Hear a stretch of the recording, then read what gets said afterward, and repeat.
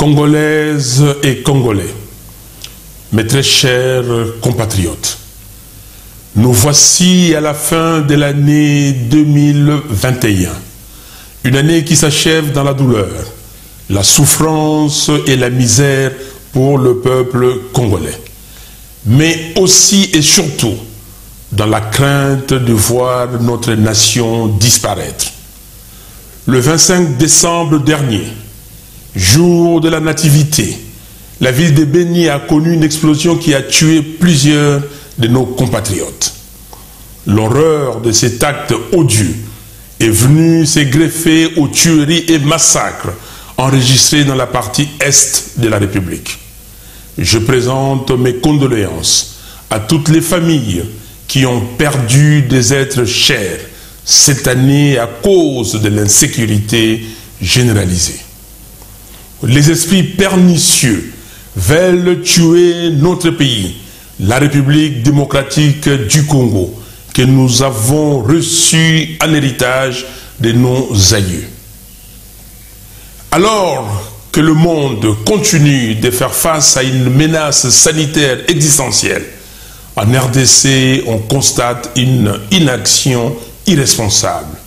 Seulement 0,1% de la population congolaise est vaccinée contre la Covid-19 à ce jour, le taux le plus faible d'Afrique. Mes très chers compatriotes, j'ai une fois de plus l'honneur de m'adresser à vous en tant que celui que vous avez majoritairement porté lors de la présidentielle de décembre 2018 pour défendre nos valeurs et reconstruire notre nation. Depuis, je n'ai eu de cesse de prendre chaque jour et à chaque instant la mesure de cette responsabilité.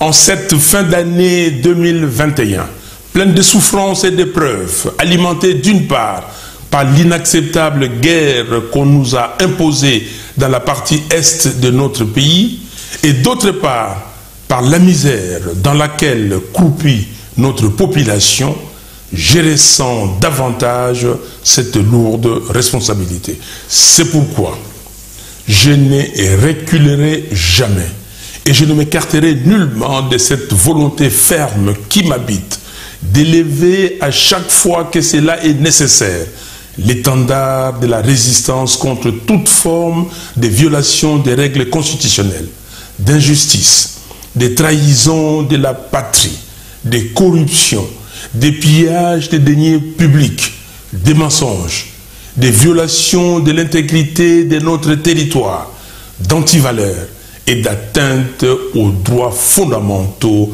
des Congolais. C'est l'essence même de notre combat.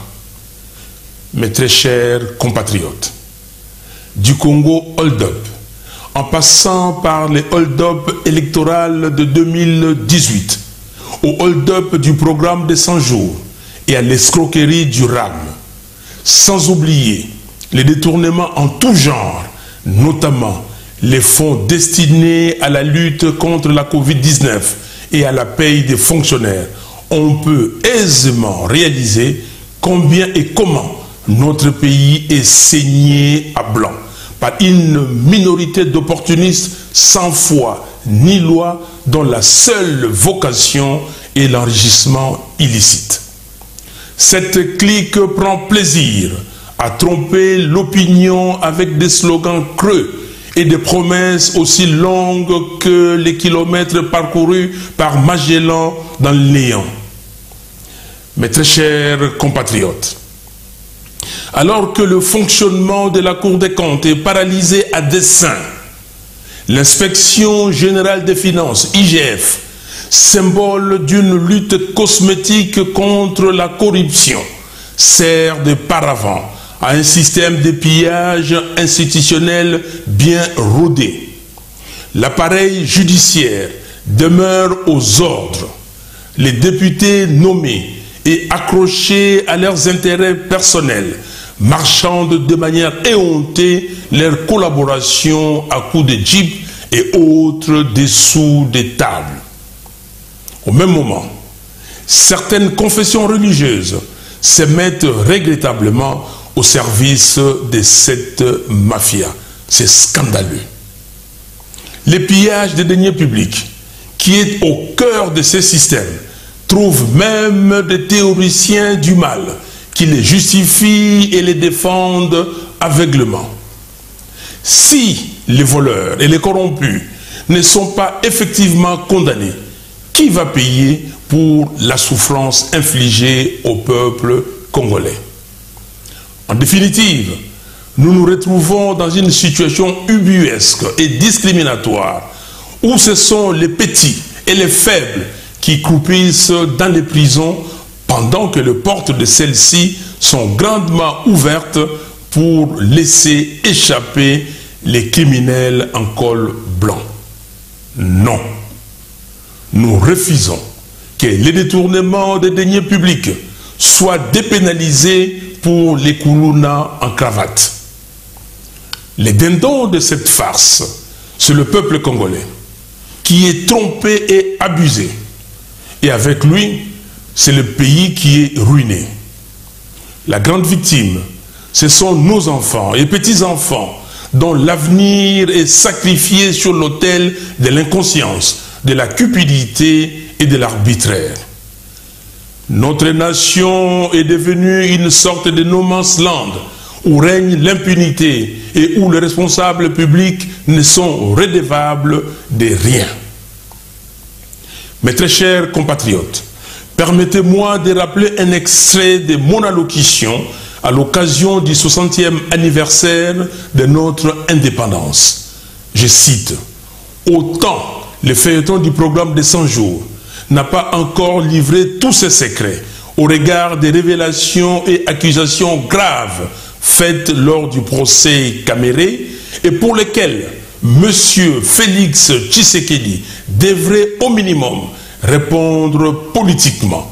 Autant j'exige que toute la lumière soit faite sur l'affaire des 15 millions de dollars de pétroliers, sur toutes les activités du programme de 100 jours, ainsi que sur les détournements des fonds opérés durant les 18 dernières années. » Fin de citation.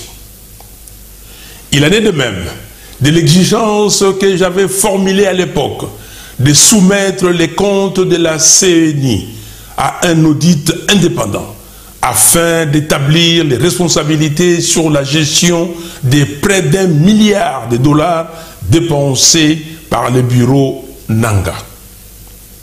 Le 30 décembre 2019, j'avais exigé que toute la lumière soit faite sur les affaires ténébreuses de corruption qui étranglent le pays, notamment le projet Bukangalonzo et la gestion des 6 milliards de dollars du fameux contrat chinois. Aujourd'hui, je somme les institutions chargées de lutter contre la corruption d'examiner tous ces cas et j'exige l'arrêt immédiat des prélèvements RAM avec remboursement des fonds perçus. Mes très chers compatriotes, sous vos yeux, ces régimes illégitimes et irresponsables s'emploient à effacer la mémoire collective. En effet, le 2 août de chaque année, les patriotes commémorent le génocide du peuple congolais.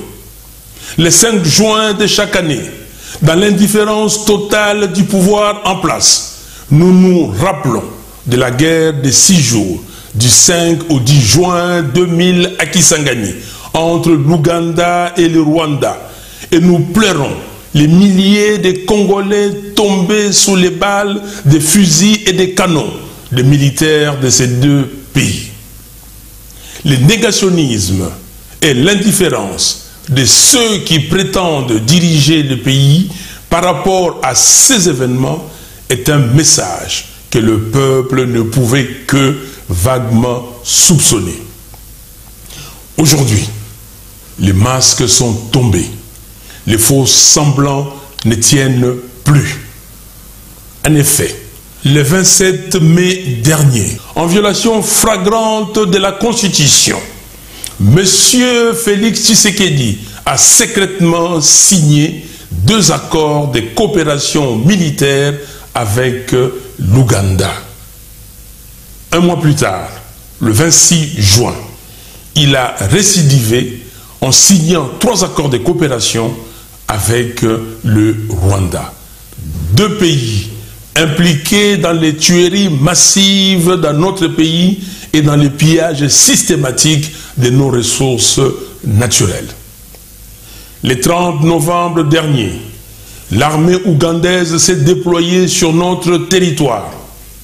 Non seulement qu'il s'agit là d'une atteinte grave à la souveraineté de notre pays, mais c'est aussi et surtout un affront au peuple congolais en général et aux habitants de Kisangani en particulier, eux qui ont encore en mémoire les atrocités de la guerre des 6 jours.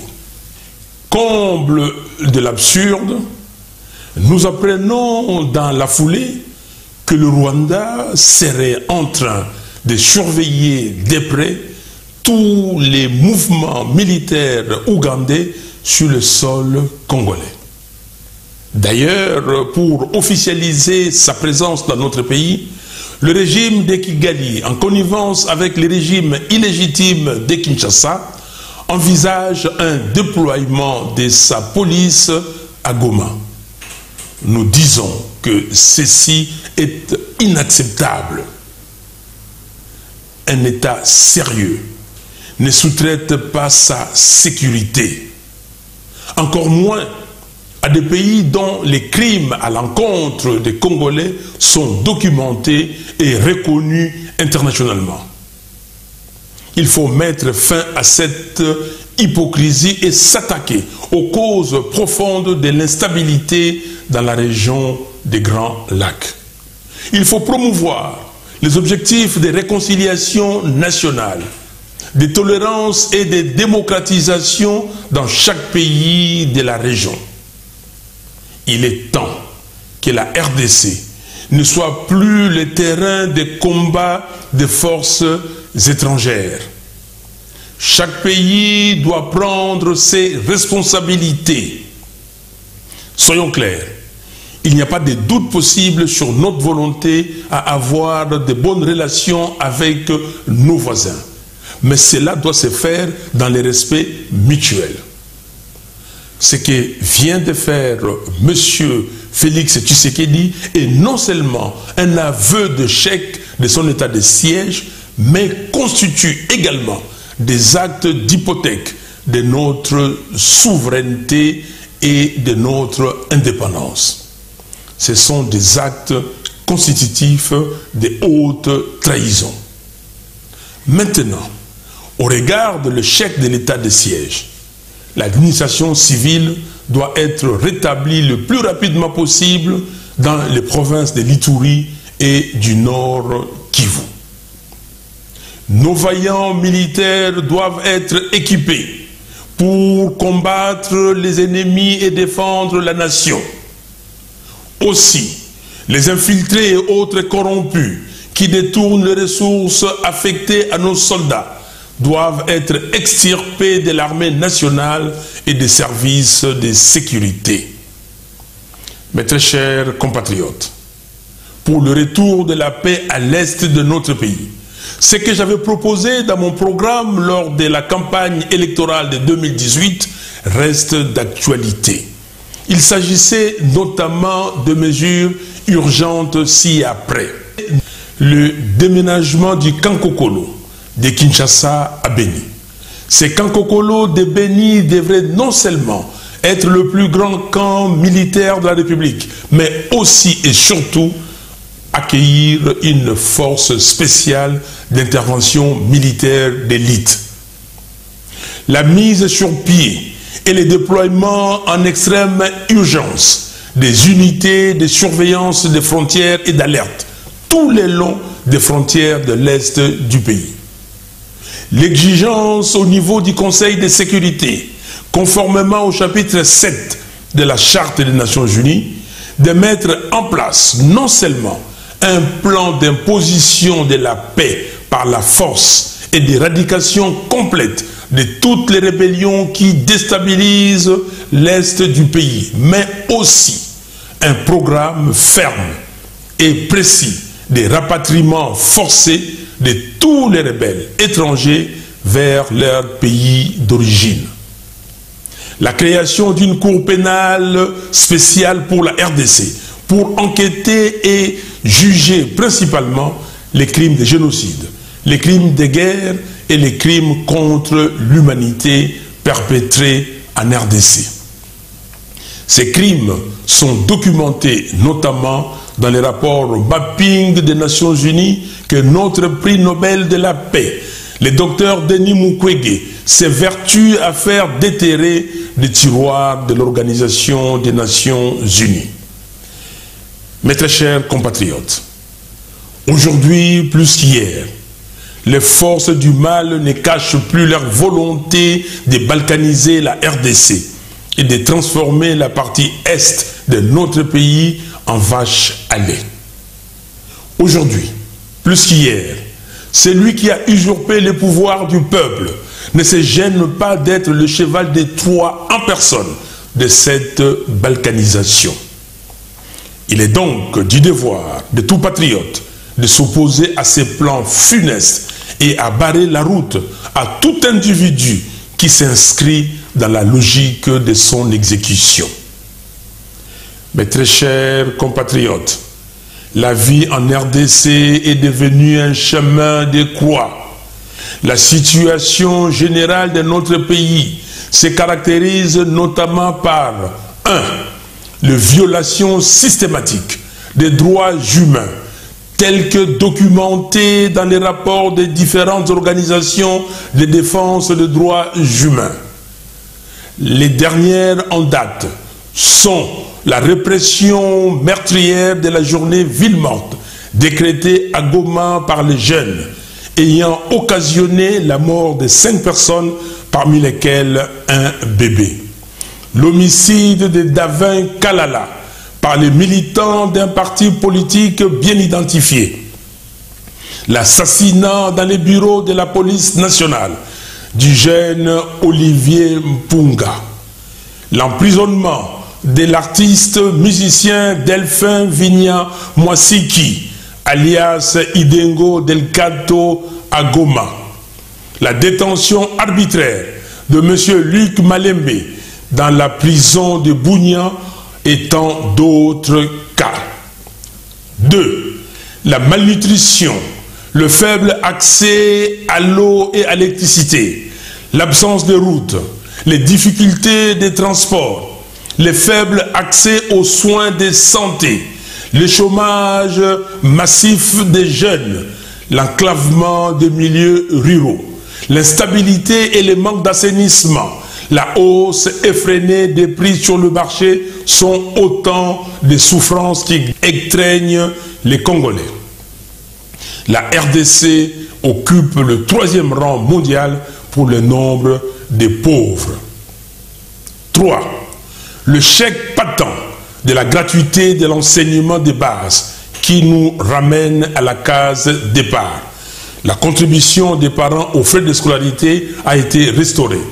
La qualité de l'enseignement est en dégradation continue et les enseignants sont mécontents de leur situation du fait du non-respect par le gouvernement de ses engagements. 4. L'escroquerie du RAM. Un prélèvement illégal, invisible dans les rubriques de recettes budgétaires de l'État et dont l'emploi s'est fait dans l'opacité la plus totale, mais maintenu par défi malgré les dénonciations et protestations de la population. 5. Le détournement de la majorité à l'Assemblée nationale, au Sénat et dans les assemblées provinciales, en profitant de la légèreté, de l'incohérence et du manque d'intégrité de ceux qui font la politique pour l'intérêt personnel. 6. La politisation à outrance des institutions impliquées dans le processus électoral, notamment la Cour constitutionnelle et la CENI. 7. L'instrumentalisation de la justice et les recours primaires au communautarisme, au tribalisme, au népotisme et au clientélisme. 8. L'instabilité entretenue des institutions provinciales.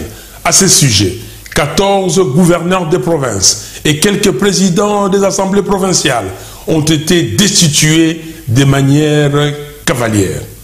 De plus, les provinces ne reçoivent pas les ressources nécessaires à leur fonctionnement et à leur développement. 9. La signature des accords illicites et illégaux pour servir le projet de balkanisation de la RDC. 10. Un état de siège proclamé sans préparation ni planification et prorogé sans fin par un parlement aux ordres, au mépris de l'indignation de la population. Pendant ce temps, les tueries en Ituri et au Nord Kivu se poursuivent. L'absence criante de vision hypothèque l'avenir de notre pays et des générations futures.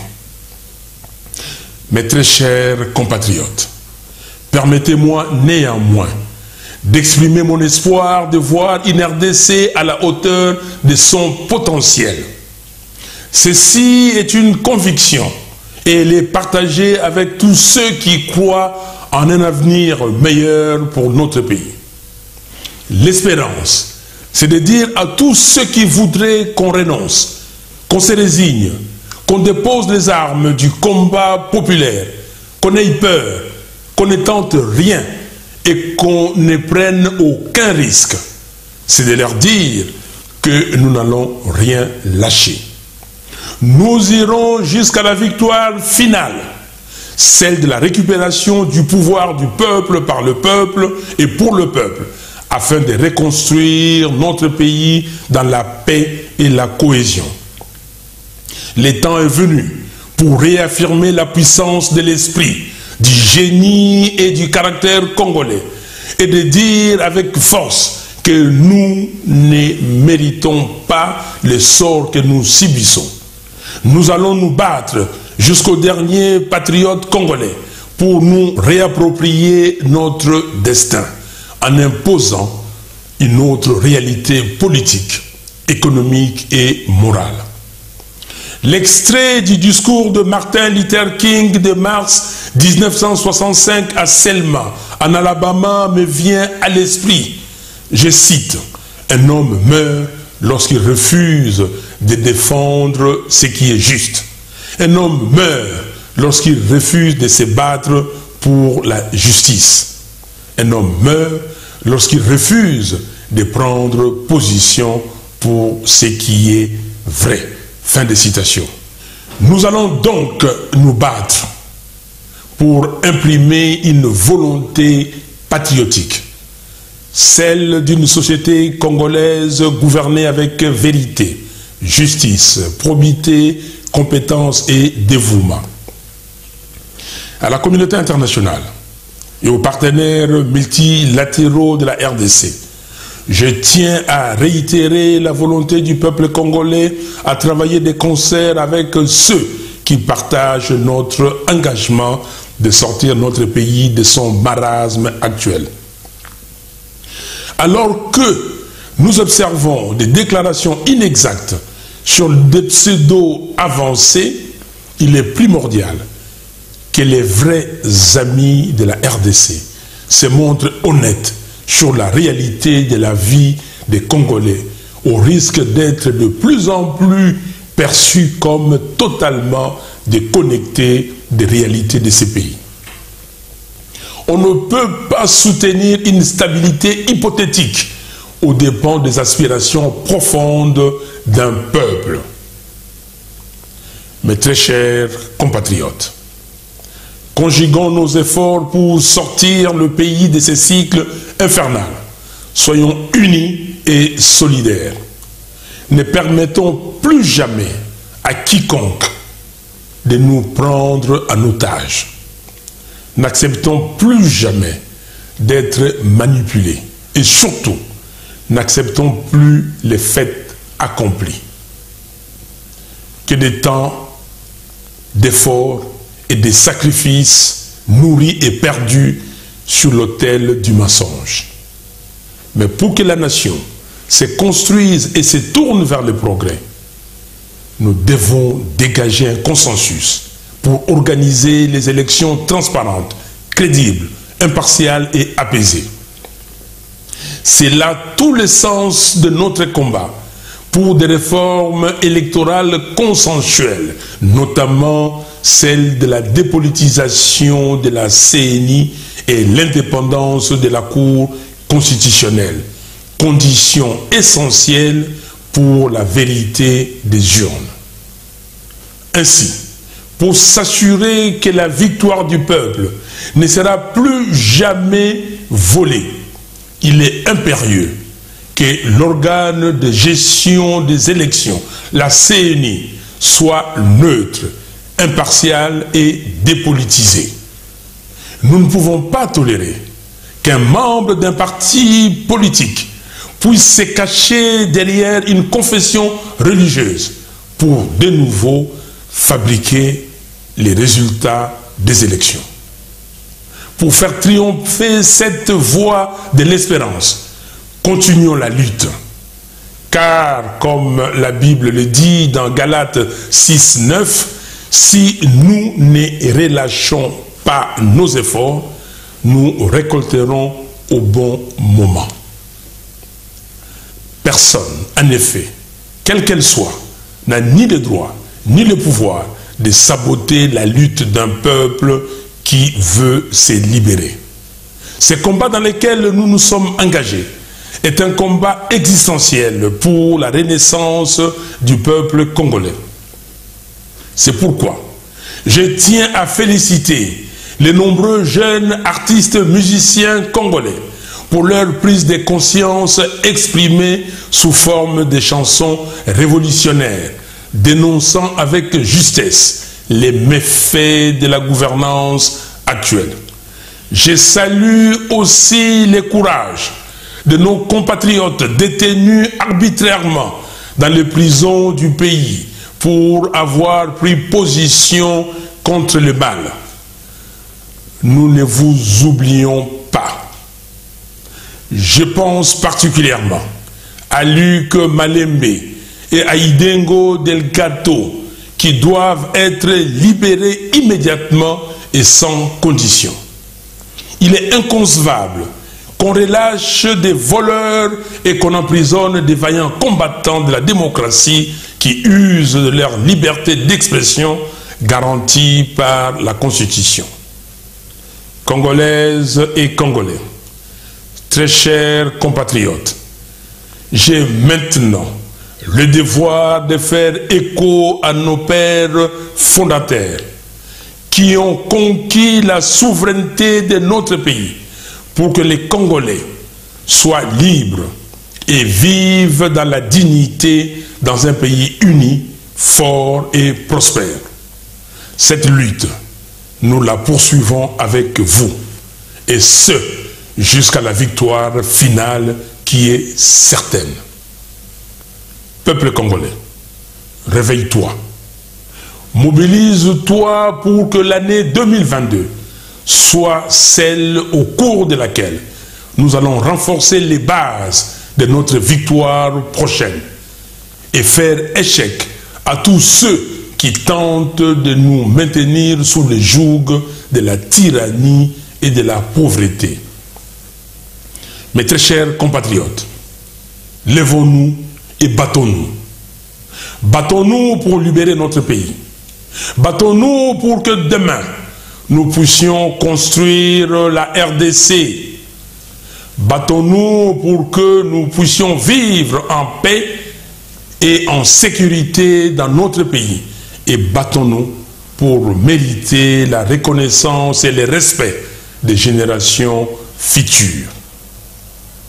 Au reste, mes très chers compatriotes, Congolaises et Congolais, que l'année 2022 soit réellement une année de combat et une année de victoire. Bonne bonne et heureuse année 2022. Que Dieu bénisse la RDC et son vaillant peuple. Je vous remercie.